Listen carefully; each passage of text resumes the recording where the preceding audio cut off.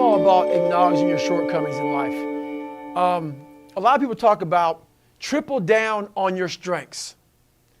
Triple down on your strengths and don't worry about your shortcomings. That's a whole new thing I'm hearing right now. Maybe it's not new, but it's new to me because I'm not out there really listening to all this stuff.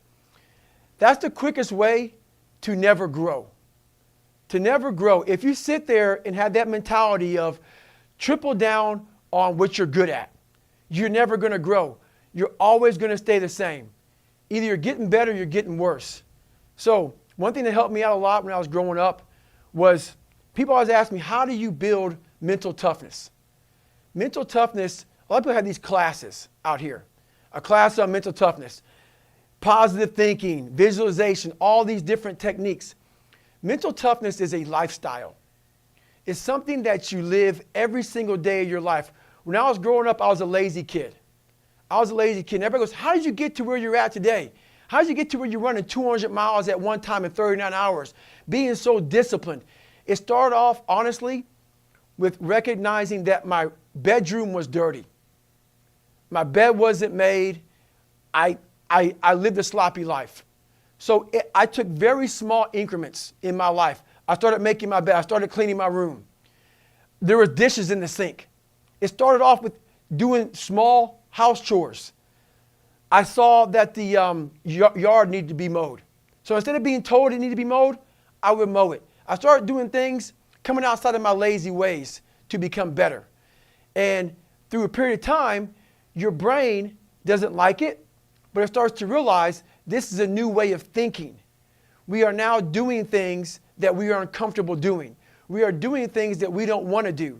So the brain starts to slowly grow. And let's say you don't like to get up early in the morning time to go run. I hated it. I still hate it. You do that. You live uncomfortable to gain growth. You have to have friction in your life to gain growth. And the only way to do that is to make yourself uncomfortable and get to the point where instead of running from the things you don't want to do, you actually face them and start to gain more and more growth in your life. So that's how I approach all those things. Self-talk, for me, has been the biggest thing in my life. A lot of us have a dialogue that is crap. It's a crappy dialogue. We live in a world right now that is very external. Everything is very on the surface, superficial. Everything. And what we're telling ourselves is what we see on TV, is what we see on Instagram, is what we see on Facebook. And we're telling ourselves stuff that doesn't really penetrate to our core, to the inside of our soul. So our self-talk is like, what am I going to wear today? How am I going to look today? I need to act this way today because this way is cool. My self-talk became something that actually made me better. And I had a whole bunch of negative things in my life. And to get to the self-talk portion of it first, you have to quiet all of the phones and social media and all the negativity of the world to get to even hear your own self have a self-talk. You can't have self-talk if you're hearing someone else's dialogue and what they're putting out on social media, how they want you to act, how they want you to dress, how they want you to talk. Everything out there is you're trying to keep up with somebody. You're not trying to find your own self. So you have to clear away all the crap. And how you clear away the crap to even get to your self-talk is you have to get all of the noise of all the crap of the world out of your head. So I call it going to a dark place. You have to get the noise out, quiet your mind down, get all the static out before you can even have a real conversation with yourself. And that self-talk, a lot of times it's very negative because of all the stuff we see on TV, all the stuff we see on social media. You have to create a positive dialogue. There's something I do that I have a demonstration. And I make somebody very strong, and I can make him very weak within 3 seconds. I put self-talk, I put my own voice in their subconscious. And I do something to them that makes them very weak. And they wonder, how in the world do you do this? I do it because I'm putting my own dialogue in your head. I'm telling a person that you're insecure. I'm telling a person that you're weak. And I'm able to make this person almost They have no strength. And then I give it right back to them. And all day long, we are feeding ourselves the wrong self-talk. It's negative self-talk. So all day long, I'm putting the positive self-talk in my subconscious. I'm making sure that I'm walking around all day long, giving myself the proper fuel to attack the world. That's why I work out hard every day. I work out hard every day because I know the first thing in the morning what I do is I clean my room, I clean my house, I go for a run, I work out. I want to win the war in the morning. Because the second I leave my house, the second you look at your phone, the second you turn the TV on, you're in a battle. All this negativity is coming at you. But if you're able to fuel yourself in the morning, win the war in the morning so you have the strength to face what you're going to face in the world. The world's going to come at you with lefts and rights. You have to have the right kind of mentality. And that starts by not hitting the snooze button. It starts by waking up. No, you don't want to do it, but that gives you the strength because you did it. If you do it, if you do something you don't want to do every morning, you're already giving yourself the proper self-talk. You're already giving yourself the proper dialogue to attack the people that don't like you, to attack your insecurities, to attack what the world's going to give you. So self-talk comes from belief in yourself. If you're giving yourself self-talk, positive self-talk, but you don't believe it, it's not going to come true. You have to put the work behind what you're saying and believe what you're saying to yourself for that self-talk to become a reality in your subconscious. So no matter what anybody says to you, no matter what you hear, you know the truth. And you're living through the truth, and no one can penetrate that. No one. So one thing I developed in my life going through hard times is a cookie jar. The cookie jar is all of us have a story. We've all overcome so many things in our lives, but we forget them. And a lot of times we don't spend enough time like reflecting back in our lives, realizing how great we truly are. We go through something, we put it back, and we go on. And life is going to always challenge us, always challenge us. And during that challenging moment, we panic. We forget who we truly are. That cookie jar that I designed for my brain is something that in that 1 second of panic, we lose our mind and we also lose how far we've come in life. You take that 1 second, go through your cookie jar, grab something in your mind, look at it, read it, open it up. Oh, I was in 3 hell weeks. I graduated 2 of them. That's a cookie. It reminds yourself just how hard you are, and it puts you right back into the right frame of mind to overcome whatever's in front of you. And usually, whatever's in front of you isn't as big as we make it out to be. We start to make these very small things enormous because we allow our minds to take control and go away from us. We have to regain control of our mind. And that's what the cookie jar is. It's gaining control of a situation that isn't that big. Most situations in life aren't that big. And if they are that big, usually we can find the strength to handle them just through having the right mental process. The 40% rule is something I designed also when I was growing up. I realized when I was 300 or almost 300 pounds and I lost all the weight to become a Navy SEAL, I realized that I could have lived the rest of my life being a 300-pound person, never knowing what was truly inside of me. I could have been happy with that person. I was living at about 40%, maybe not even 40%. So in life, like a car, a lot of cars have governors on them. A governor is something where, let's say the speedometer says 130 miles an hour. You put a governor on a car, it may only go 91 miles an hour because that governor stops that car from going 130. We do the same thing to our brain. When our brain starts to go through suffering, when our brain starts to go through pain or starts to go through insecurities, when we start to feel uncomfortable with ourselves, our brain gives us a way out. And that way out is usually quitting or taking the easier route. If we're able to look at ourselves and face whatever we're running from, you start to gain more percent on top of that 40. you start to realize, okay, you start to slowly take that governor off your brain. We can do a lot more than we think. And like at work, a lot of us have a horrible mentality at work. We go to work, we put all these negative things in our brains, and it starts to cap our potential. We cap our potential by saying we're giving 100%. No one's really giving 100%. Usually you're giving 40% because that governor is stopping you. You feel pain, you feel suffering, you feel discomfort, you stop right there. Everybody has a wall in their mind. It's a wall, and it stops us from going further. Most walls have a door or a window. You have to find that. You have to have the courage to find that. And once you open that door or that window, you'll realize how much further you can go. And you're going to continue hitting doors and windows along this journey. But you have to have the courage to open them up to get to that 100%. So it's all about having the courage and realizing that we have a governor.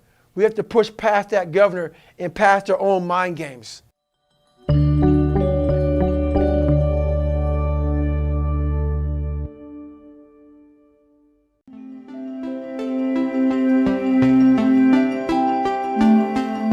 I'm a big believer in doing things that make you uncomfortable.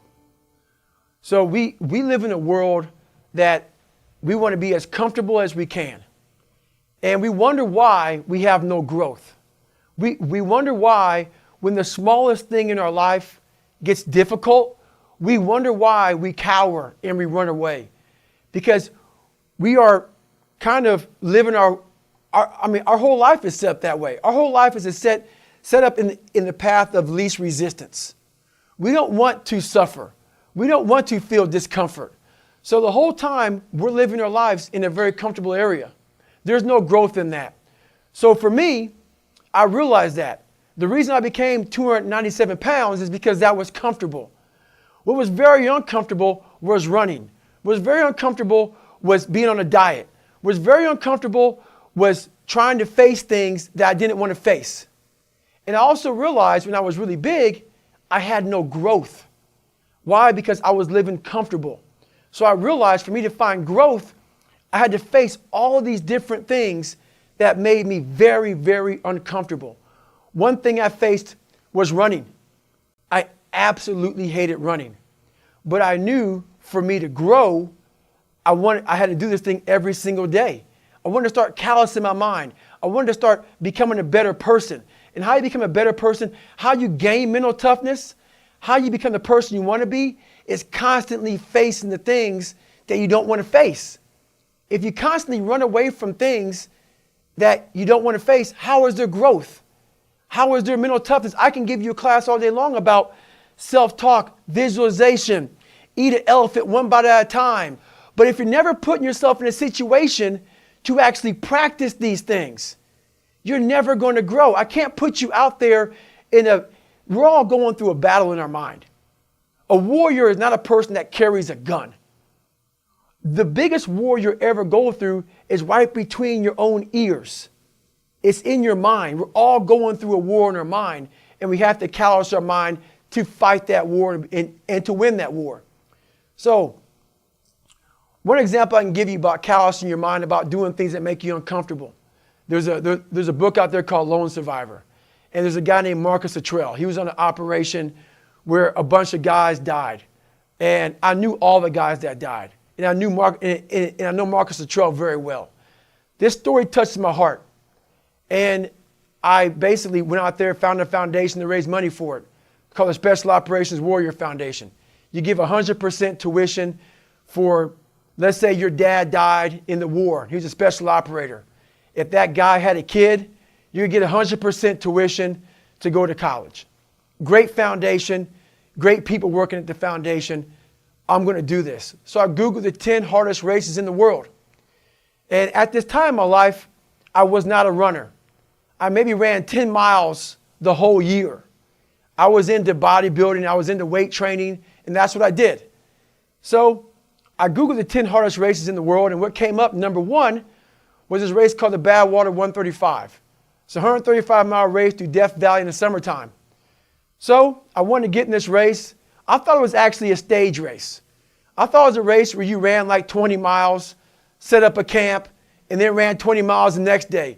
I didn't know people ran 100 miles, 135 miles at one time. You know, I know it's even possible. I had never even run a marathon. So I called the race director up. His name was Chris Kosman. And I called him up on a Wednesday. And this is in November. He said, David, to qualify for my race, you have to do 100 miles. And I said, 100 miles in a calendar year? I didn't know what was going on. He said, no, 100 miles in 24 hours or less. And I thought that was humanly impossible. He said, so you got to do that in 24 hours or less for me to consider you in my race. He goes, there's a race on Saturday. And I called him up on Wednesday. It was that 4 days for me to get ready for this race. And I had run 10 miles the whole year. And so he said, if you qualify, if you do 100 miles, 24 hours or less, I might consider you in my race. So 4 days later, I'm out there in San Diego. And the race was called the San Diego One Day, where you run around a 24 or around a 1 mile track for 24 hours to see how many miles you can get. And so I go out there. I didn't know what I was doing. I had mild plates and Ritz crackers. And I had a blue lawn chair. That's all I had. And I was going to see my crew person every single mile. And I was going to drink Mileplex and have a Ritz cracker. They had no water. I had nothing. Went out there, got to mile 20, wasn't feeling too bad. Around mile 30, I started feeling my shins starting to get extremely sore. And I started to develop stress fractures, shin splints. I started feeling the metatarsals in my feet starting to break at around mile 50. By mile 70, I was totally destroyed. And I sat down in this blue lawn chair. And I was destroyed. And when a bigger person sits down, I don't know exactly how much I weighed, but I was extremely big. I was a power lifter, lifted a lot of weights, and I was not an endurance athlete by any means. So I sat down in this blue lawn chair, looked at my crew person, and I literally couldn't stand up. I was destroyed. And I couldn't go to the bathroom. I couldn't stand up to go to the bathroom. So I sat there and I went to the bathroom myself. I was destroyed. And I was discolored. I was pale. I was dizzy, lightheaded. I was in the worst shape of my entire life. I'd been in 3 hell weeks, Ranger School, all these different training programs. And this was the worst situation I've been in my entire life. I thought I was literally dying. And all I could think about was, how can I get out of this chair? I have 30 miles to go.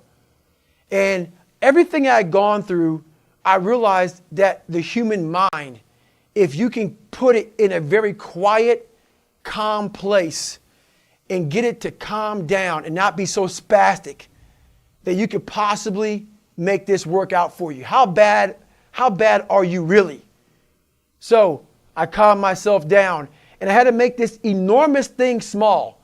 I had 30 more miles to run, and my body was in the worst shape in my entire life, the worst pain I ever felt in my life. So I broke this 30 miles thing down. I broke it down to small chunks. I calmed my mind down.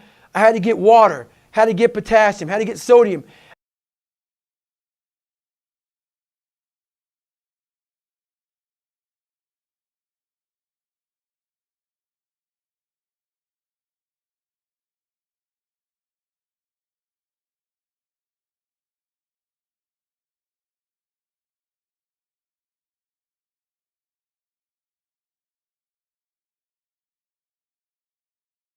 I had to stop being so dizzy because I had to be able to stand up.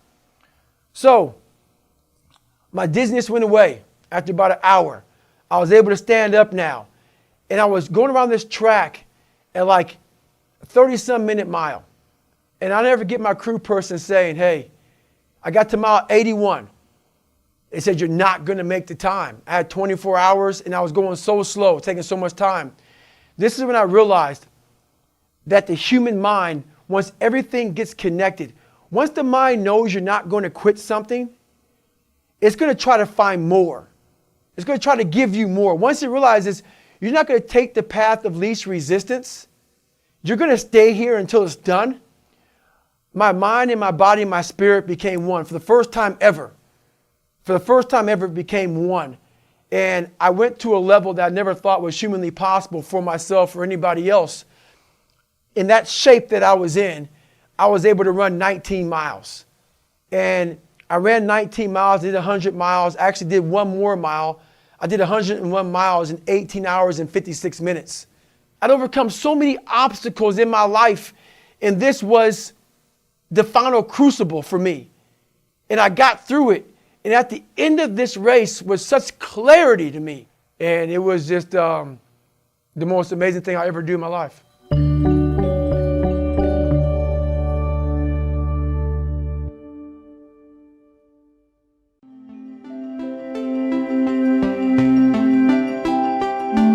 The first few weeks, you get your butt kicked in SEAL training. I got to Hell Week. Hell Week's 130 hours of continuous training. You might get 2 hours of sleep. In my first Hell Week early on, I got injured. I got rolled back to day one, week one. Started up again. I went through that complete Hell Week. After that Hell Week, or during that Hell Week, I actually broke my knee. So I got through Hell Week with a broken knee. And after that, I kept on running on it, kept on running, kept on doing things. I couldn't move it. So I got rolled back again and had to start back day one, week one again. And this time they said to me, you're only going to get one more chance to go through. No matter if you get injured, no matter what happens, only one more chance. So I had stress fractures, shin splints. I had several injuries, I had a broken rib, I had several injuries starting my third Hell Week. But through this period of time, I was developing this thing called my own personal cookie jar. Things I went through in my life that I overcame, whether they be positive things, negative things, whatever it was, I was still here. I was overcoming them. And I used this cookie jar for me to get through my third and last time going through Navy SEAL training. So when things got hard for me, I was able to go in my mental cookie jar and remember, hey, I survived what my dad did to me. Hey, I survived what the kids at school did to me. Because what happens is, in Hell Week and in SEAL training, they want to make you panicked. They want to put you in a situation of stress. They want you to question your very motives of being in SEAL training. They want to question, why are you here? They want to put you in a dark spot that makes you question your own sanity. And they do that very well. And if you don't have the proper tools, you're going to quit. And in that 1 second, you make the worst decision of your life because you cannot calm yourself down. And in that 1 second, what happens is you start to think very negatively. Your mind will always choose the path of least resistance. We put so much stuff in our brain gets overloaded, so it wants to choose the path of least resistance. We have to train our minds to choose the path of most resistance. And so what I did was I realized through my whole life was that I would get spastic in that 1 second. I had nothing to control. I had no end result. I had no feeling of victory to kind of pull from in this 1 second. So I would quit things. I would give up. And the dialogue in my head in that 1 second would be very negative. I had to find why I wanted to be here. If you find out why you want to be somewhere, when you're in that situation of wanting to quit, what happens is the questions that come to you are the proper questions. How can I get through this? How can I make this work for me? If you don't have the proper purpose on why you're somewhere, the questions that come to your mind are, we shouldn't be here. This is dumb. The water's too cold. I can go home and have a good meal. I shouldn't be subjecting myself to this kind of torture. But when you find out in life why you want to be somewhere, the questions are more of, how can I get through this? Versus why am I here? How can I versus why? So my dialogue was proper. I had the cookie jar. I was able to go through and wake myself up, because even the hardest people in the world, they forget who they are when times get bad. That mental cookie jar is where you can go through and kind of remind yourself, okay, I went through 3 Hell Weeks. I was in 2 Hell Weeks. I got through them. I got through this. I got through that. So in those bad times, you remind yourself versus panicking and quitting. So I learned all these different kind of mind games, because that's all life is one big game. It's one big game. You have to learn and have control over your own thoughts. If you can't control your own thoughts and you have negative thoughts in there, you have to make a negative a positive to get through everything in life. And I started to learn how to do this. Versus making a negative, I made a negative a positive. I got through SEAL training. I got through that, went on to be even more than that. SEAL training wasn't enough. Navy SEALs wasn't enough. I wanted to find more and more and more because I discovered another spot in my mind that I realized I could do anything I set my mind to. So I went on to go start, I started running. I started doing these different pull-up records. Started continuing to go further and further and further to see what the limits were. I realized people don't have limits. We put limits on ourselves. And that's what I created for myself.